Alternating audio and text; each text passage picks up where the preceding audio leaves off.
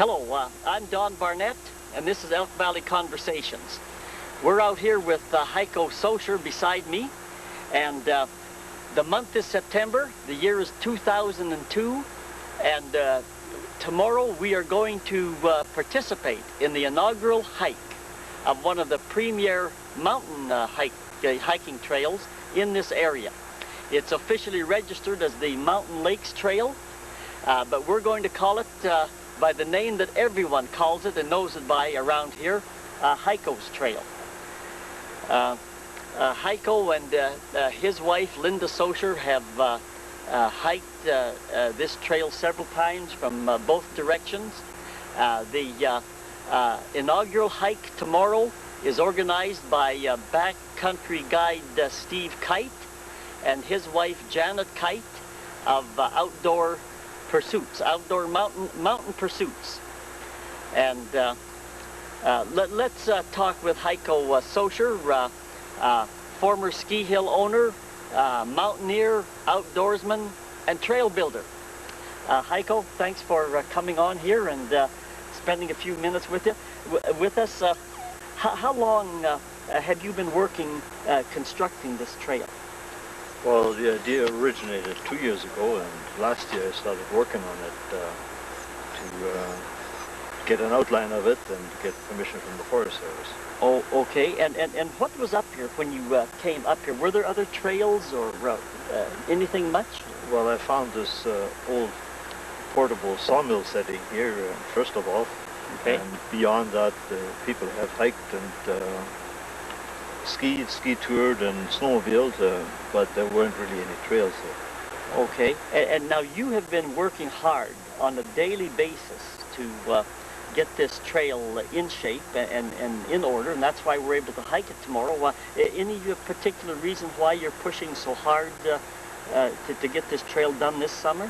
Well, this year I've spent a full month, I'd say 35 days, working on the trail, long hours, with the help of other volunteers.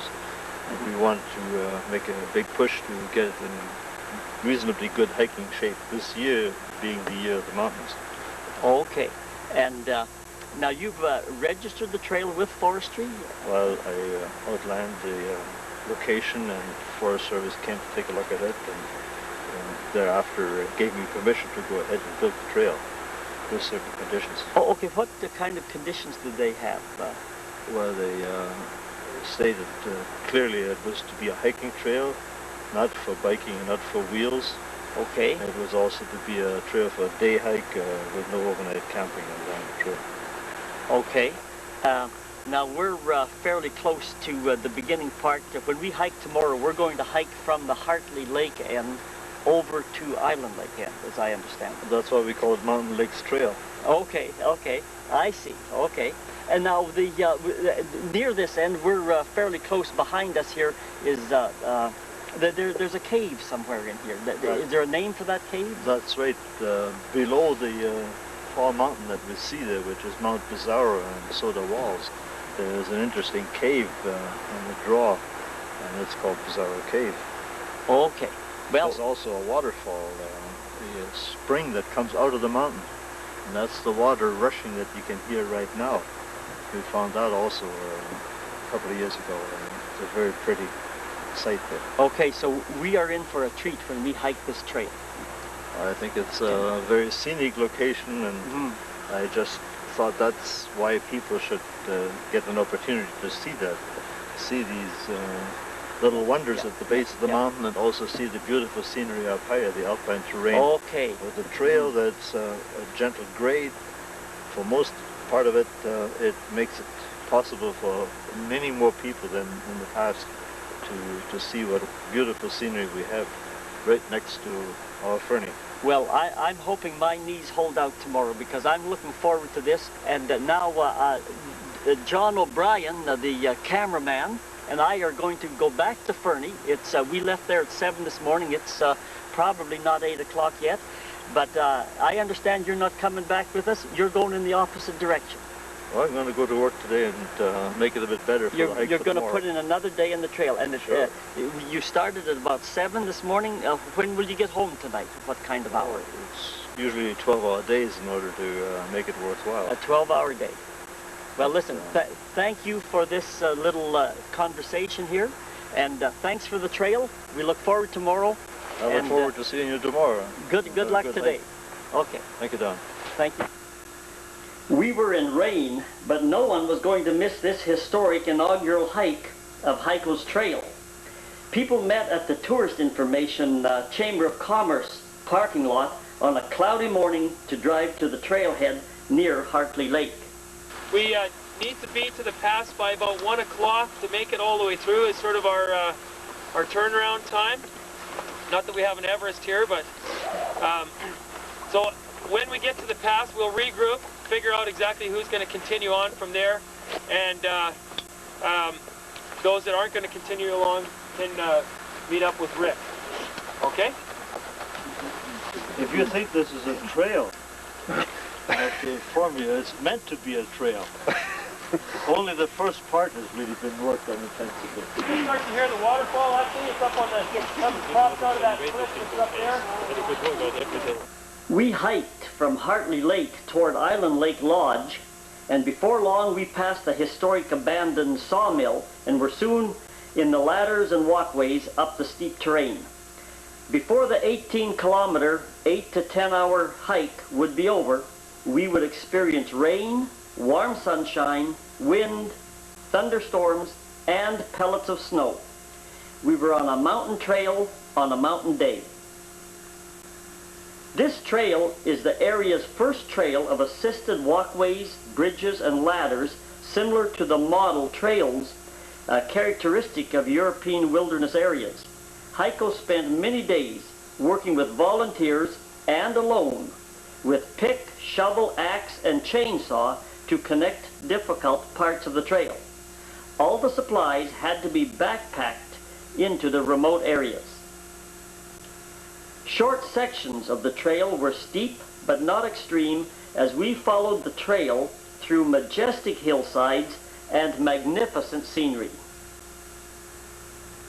After about an hour and a half of hiking, our first real rest stop was the large mouth of a limestone cave. Some ventured a short distance inside, but not too far. Janet led some hikers back to the trailhead, while most of us pushed on toward Island Lake. Parts of the trail led us through wooded areas, while other parts crossed open meadows.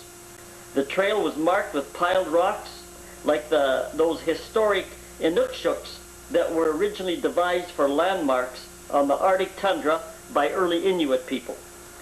The mixed weather that day, with sunny periods amongst the cloud breaks, provided us with some stunning views of the high mountain backcountry. We were fortunate to spot a couple of lone mountain goats in the distance, and a few hikers saw a moose and a bush partridge. We saw no bears that day, but we did see evidence of them being in the area. On the other side of the pass, the trail condition changes drastically. There's almost no trail bed from here on, from the pass on.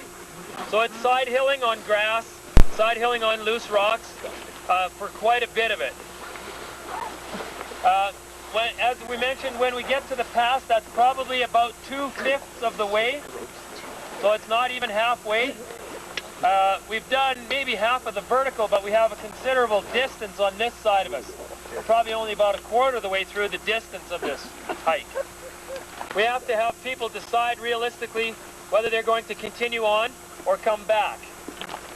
If you come back, it'll probably still take you till 4:35 o'clock to get to town. Although going downhill is much quicker, there's some places where you have to be careful, and it's quite a ways back still as well. At one time, the area behind the Three Sisters experienced a gigantic rock slide the size of a miniature Frank slide. Across this area, the trail crossed several shale slopes where you had to watch your footing and be aware to not tumble rocks down onto hikers below. And then as we go around the corner here, there'll be a pass dead in front of us, but that just goes into the basin that's directly behind Mount Fernie. we actually snake around and turn right through a pass that's about 500 feet up. And at that point, once we get to that pass, then we drop into Iron Creek. So we're leaving Ferry Creek and drop into Iron Creek, which is directly behind Island Lake. And then we do a big traverse sort of through the basins of Iron Creek, and then we drop down into the lodge from there. We stopped for a group photo with everyone in it except Heiko. So I had to run to join the group to take a photo of Heiko handling the camera. Before long, we were on our way again on the narrow footpath that traversed the steep slopes. Just before the steep ridge high above Island Lake, we ran into a thunderstorm that delivered a shower of snow pellets. So we hung out in the shelter of trees as the storm rumbled down the valley below us. At the end of the long hike, we were rewarded with a dinner and speeches at Island Lake Lodge. With talk of a great day, we heard from some of the hikers, a toast to Heiko and Linda by Steve Kite, and a talk by special guest speaker Robin Denage, who was a representative from the International Year of the Mountains, and we listened to her as people finished their desserts.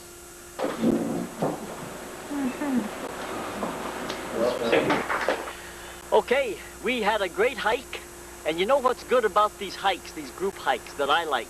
As you walk along the trail, you get to talk to the person ahead of you or the person behind you. Then you stop for a rest or a chance to see something, and pretty soon you're walking in front of or behind another person. So the conversation during the hikes are good. And the other thing I might say at the end here is that all of these trails do require maintenance every year, and we're reaching a point, I think, in the Fernie area where we need to think about forming some kind of a group, we might call it Friends of the Hiking Trails, or some kind of a stewardship group to do the very thing that Heiko was doing, repairing the trails, putting better signage up for the trails, things like that, because upkeep and maintenance is required every year. This is Elk Valley Conversations. Good day.